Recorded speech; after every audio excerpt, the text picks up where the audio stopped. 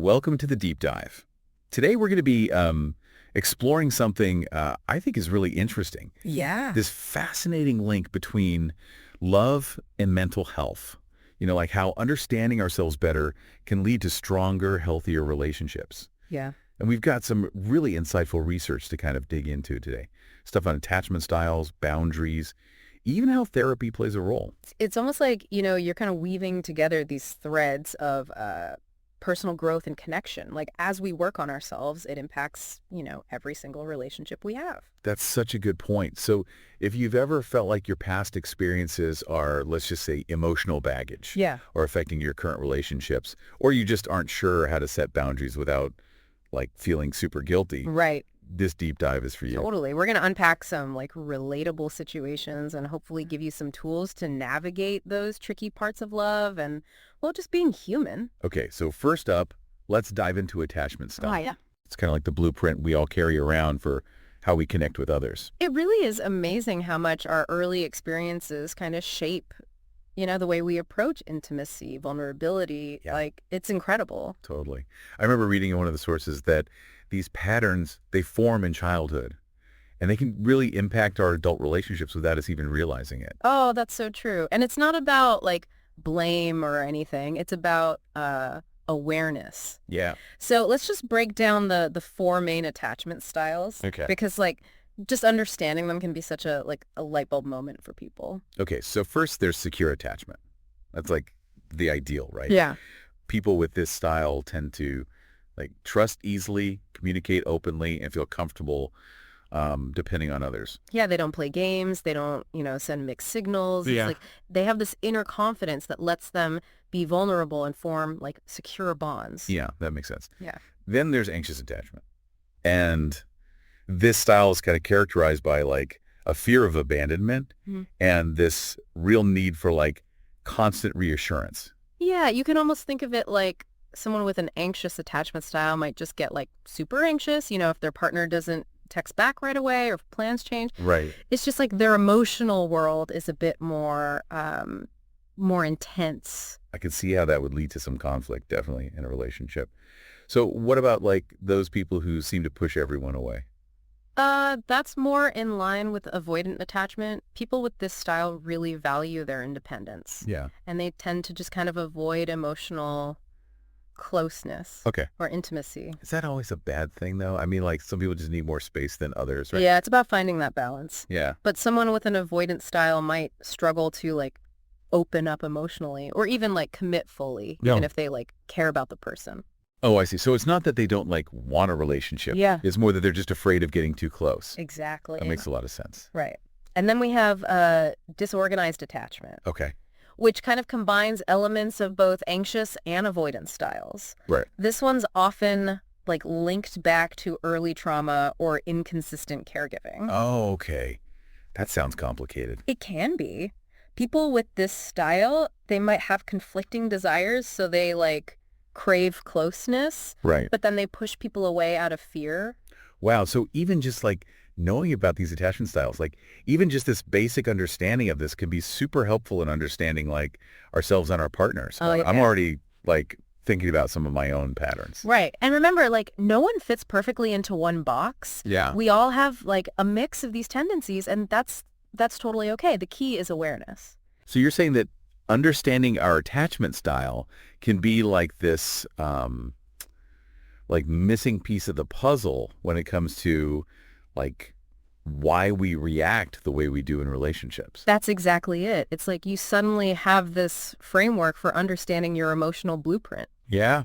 and your partners. I bet a lot of our listeners are already thinking, okay, so how do I figure out my attachment style? Well, the good news is there are like tons of resources available online. You can find quizzes, articles. Yeah. It can give you a pretty good idea. Right. And you can always explore this further with a therapist Yeah. if you're really curious. I like that idea. Like maybe take a quiz with your partner and then just have like an honest conversation about what you discovered. Yeah, It could be really eye-opening. absolutely. All right. Imagine like those aha moments Right. where like those recurring arguments suddenly make sense. It's like Yeah. a whole new level of understanding each other. Okay, so we've talked about how understanding attachment styles can be like a game changer, Yeah.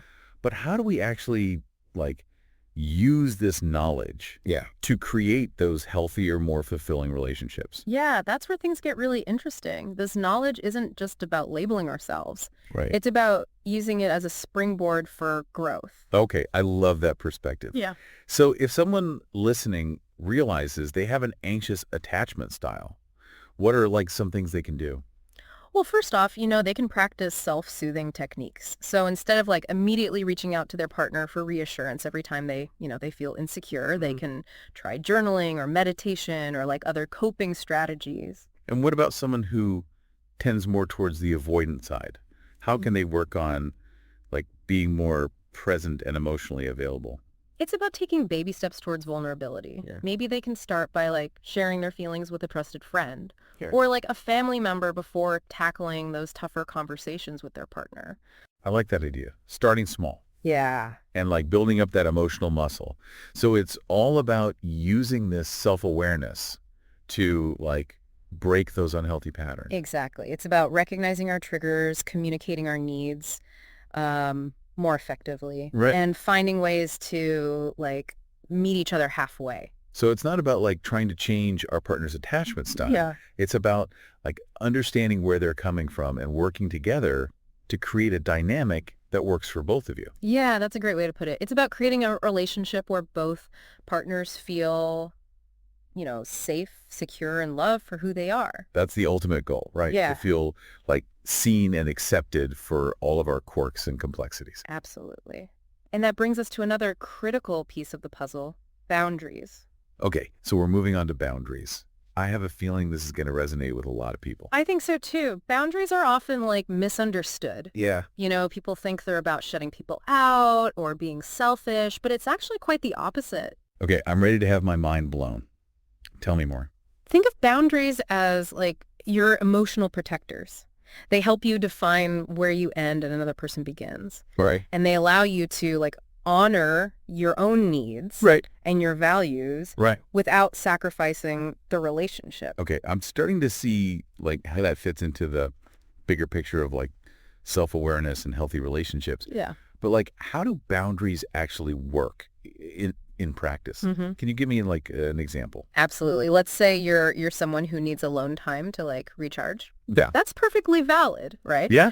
But your partner might thrive on constant togetherness. I know that dynamic well. Yeah. My partner's a real extrovert, and I need like my quiet time. It Yeah. definitely creates some friction sometimes. Exactly. Yeah. And that's where setting a boundary can help. Instead of letting that like resentment build up, Right. you can say something like, I love spending time with you, but I also need some time alone to recharge. Yeah. Would it be okay if I like took an hour for myself tonight? Okay, so it's about like communicating your needs clearly and directly, but also respectfully. It's not about blaming the other person. Exactly. It's about owning your needs. Right. And finding ways to meet them without compromising your well-being or the relationship. I can already hear some people saying, but what if my partner gets upset when I try to like set boundaries? Yeah, that's a great question. Yeah. And it's important to remember that like not everyone's comfortable with boundaries, especially if they're used to having things their way Yeah. or haven't had to, consider other people's needs. So how do you deal with that pushback? Well, communication is key. Explain like why these boundaries are important to you and Right. how they ultimately, benefit the relationship. So it's like you're teaching each other how to love and respect each other in a way that like feels good for both of you. Yeah, that's a beautiful way to put it. It's about creating a relationship where both partners just like feel empowered to be their authentic selves. Okay, I'm getting this. So understanding our attachment style helps us understand like our emotional needs. Yeah. And setting boundaries helps us like protect those needs Yeah. and create a healthy dynamic within the relationship. Exactly. Yeah. It's like building the solid foundation Yeah. for love to flourish. Now, all this talk about self-awareness and communication, it's making me think about therapy. Uh-huh. I know we're going to dive like deeper into that later, Yeah. but can you just give us a little preview of how therapy can kind of fit into all of this? Absolutely. Therapy can be such a powerful tool for Right. like both individuals and couples who are like working on these very issues. Okay, tell me more. I'm Right. intrigued. Think of it like this. Like A therapist is like a relationship coach. Okay. They can help you unpack those deep-seated patterns, work through past hurts, and develop those healthier communication skills. It's like having a neutral third party Yeah. who can like help you see things from a different perspective and like guide you towards those aha moments. Yeah, exactly. And it can be especially helpful for couples who are like struggling with communication or Right. just keep having the same arguments over and over again.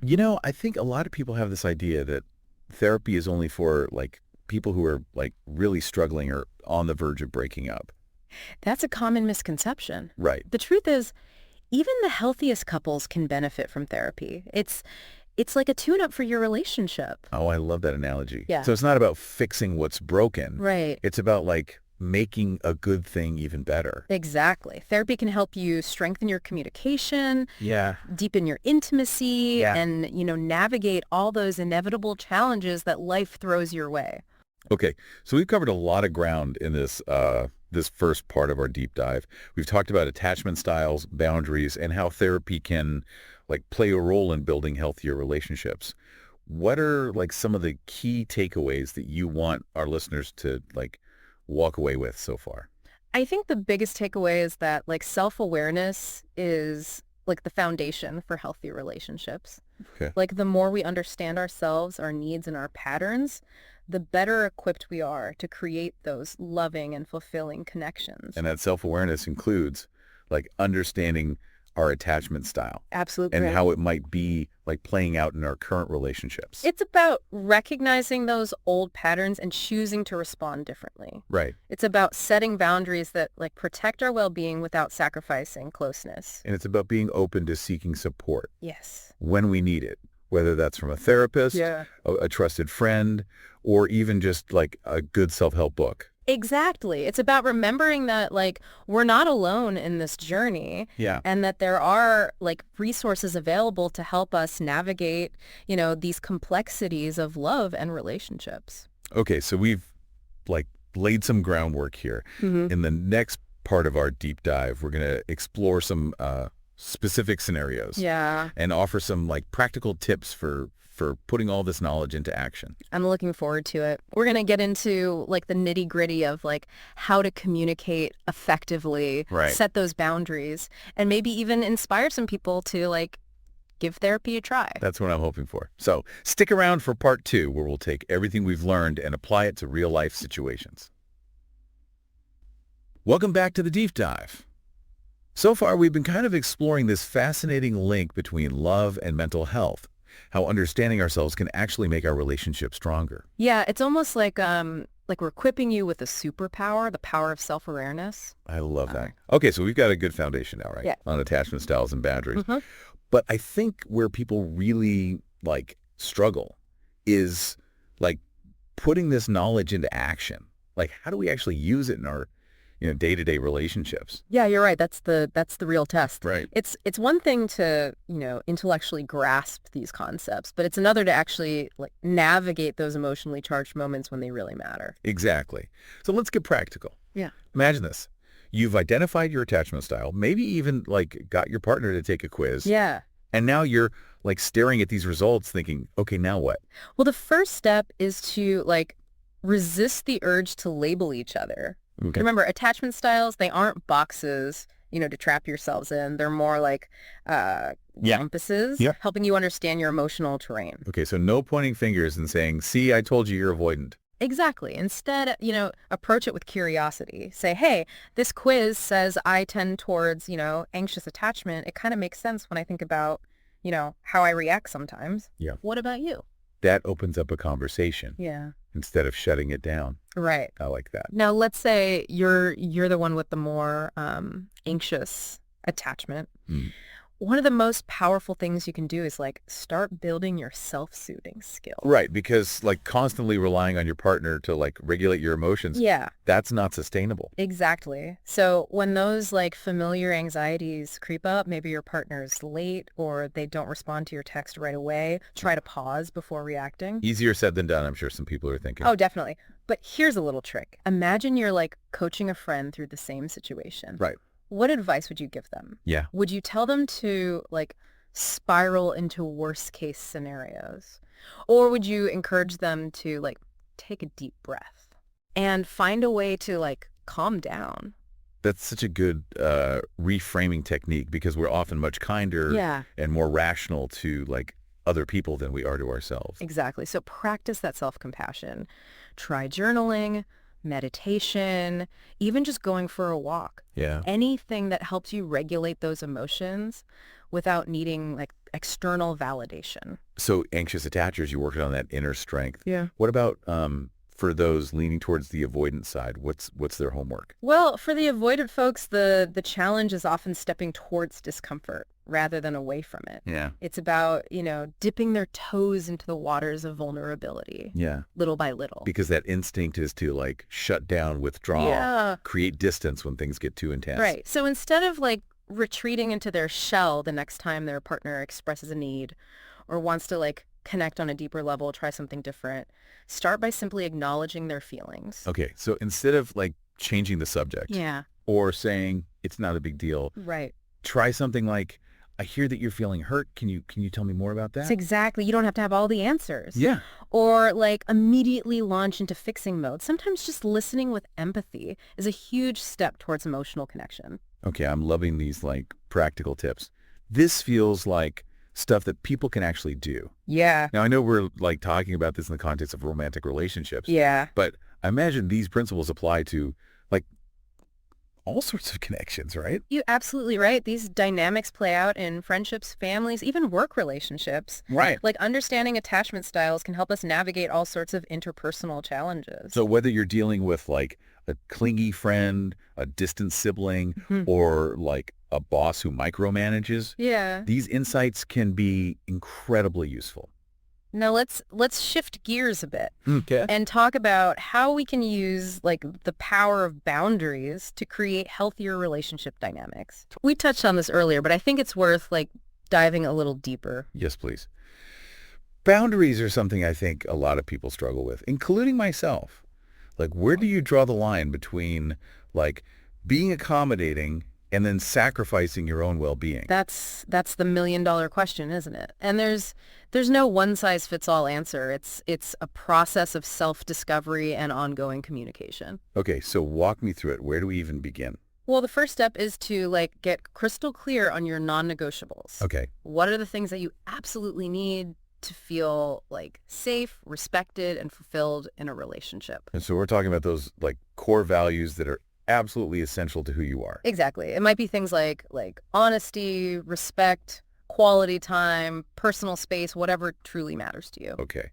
So once you've like identified those non-negotiables, what's next? Then you need to communicate those boundaries to your partner. Right. And this is where it can get, tricky. A lot of people, they kind of shy away from setting boundaries because they don't want to like hurt the other person's feelings or create conflict. That's so true. I know I've definitely fallen into that trap before. But what's the alternative? Just like keep letting your needs go unmet and just hope that things magically get better on their own. Unfortunately, no, that usually leads to resentment and frustration building up over time, which can eventually like poison the relationship.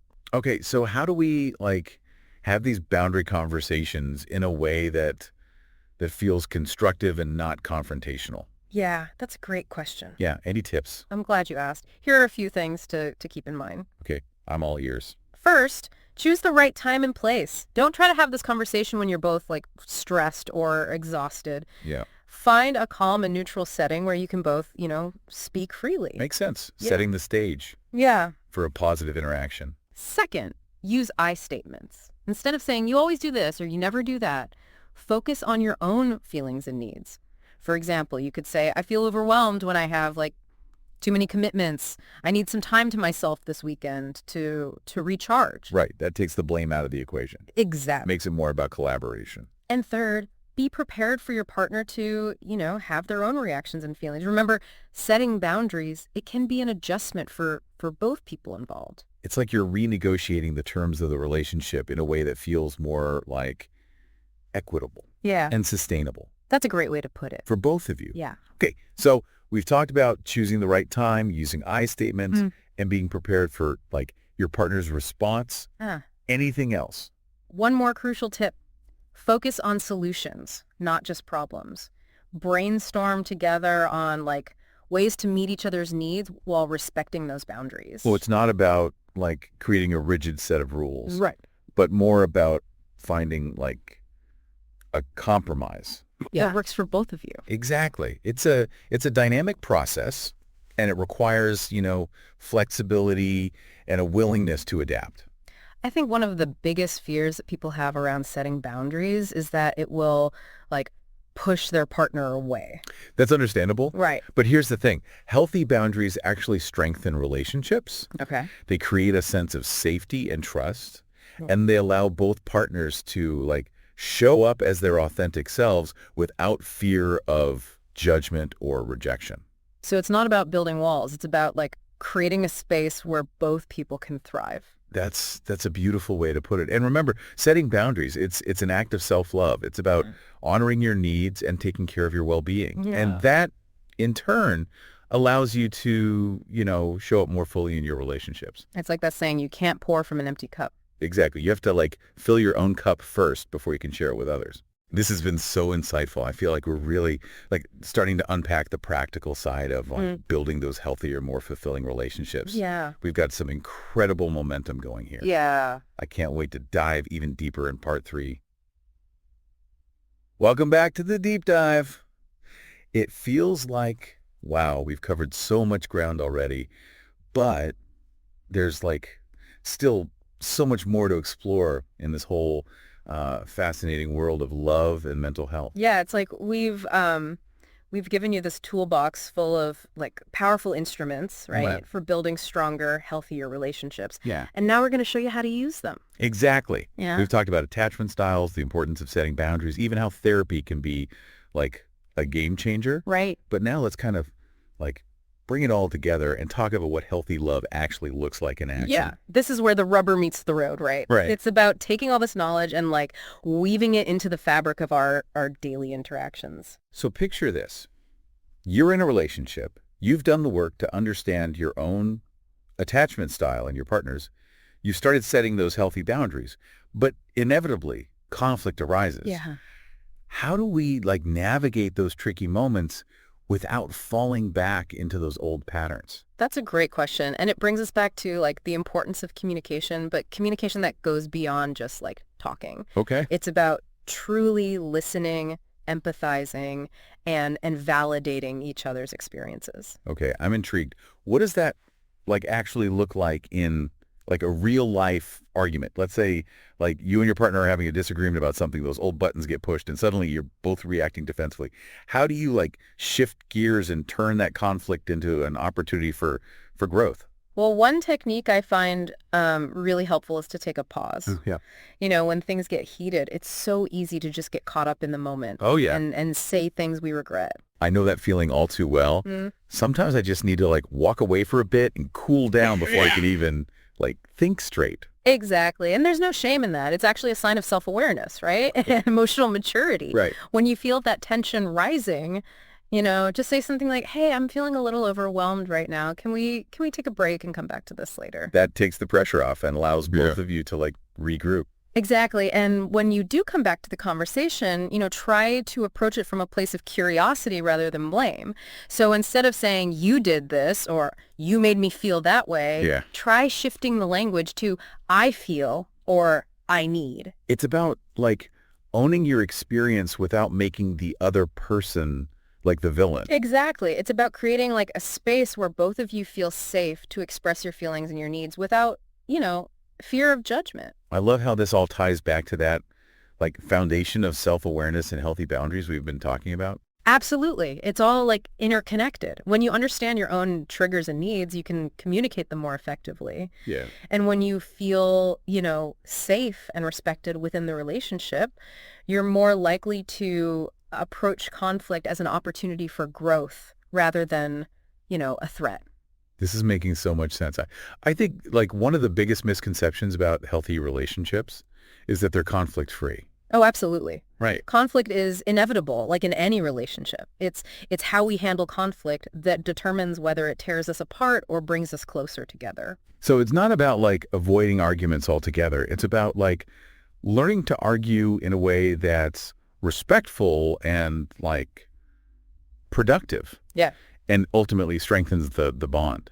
That's a great way to put it. And remember, sometimes those conflicts can actually lead to those amazing like breakthroughs Right. and those aha moments that like deepen the relationship. It's like you're kind of like peeling back the layers and getting to know each other on an even deeper level. Exactly. It's about vulnerability, authenticity, and a willingness to like grow together. Now, I know we've talked a lot about communication, Yeah. but I think it's worth like emphasizing that communication isn't just about talking, it's also about listening.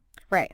Absolutely. In fact, listening might be even more important than talking. When we truly Yeah. listen to our partners, we're not just hearing their words. We're trying to like understand their perspective, their feelings, their needs. It's about putting yourself in their shoes Yeah, and trying to see the world through their eyes. exactly. And when we feel heard and understood, it just like creates this sense of safety and connection that allows for like deeper intimacy Yeah. and vulnerability. This all sounds amazing in theory, but I think a lot of people might be wondering, like, how do we actually put these principles into practice, especially if they've like been stuck in those unhealthy patterns for a really long time? Yeah, that's a valid concern. And that's where, therapy can be so incredibly helpful. A therapist can provide that safe and supportive space, right? To like explore those patterns, develop new communication skills, Yeah. and learn how to, navigate conflict in a healthier way. It's like having like a coach in your corner guiding you and cheering you on. Exactly. And remember, seeking therapy is a sign of strength, not weakness. Mm. It shows that you're like committed to your own growth and the health of your relationship. I love that. And Yeah. and even if therapy isn't an option right now, there are so many other resources available. Yeah, There are amazing books, podcasts, online communities, right. and even just like having those open and honest conversations with like trusted friends or family members can be incredibly helpful. Absolutely. It's about like seeking support and guidance when you need it. Yeah. And remembering that you're not alone in this journey. Okay, so as we wrap up this deep dive, I want to leave our listeners with a few key takeaways. First, remember that self-awareness is the foundation for healthy love. Yes. The more we understand ourselves, the better equipped we are to create fulfilling relationships. And that self-awareness includes understanding our attachment style Right. and how they might be influencing, our interactions. Second, setting healthy boundaries is crucial, right? Yes. For protecting our well-being and creating a dynamic of mutual respect. Mhm. And finally, communication is key, but communication that goes beyond just talking. Mm-hmm. It's about truly listening, empathizing, and validating each other's experiences. And remember, conflict is inevitable in any relationship. Yeah. It's how we handle it that determines whether it, tears us apart or brings us closer together. So as you go out into the world, armed with this knowledge and these tools, remember that healthy love is a journey, not a destination. Right. It's a process of learning, growing, and evolving together. And it's a journey worth taking. So Yeah. keep exploring, keep communicating, and keep diving deep into the beautiful complexity of love and relationships. Thanks for joining us on the deep dive. We'll see you next time for another fascinating exploration.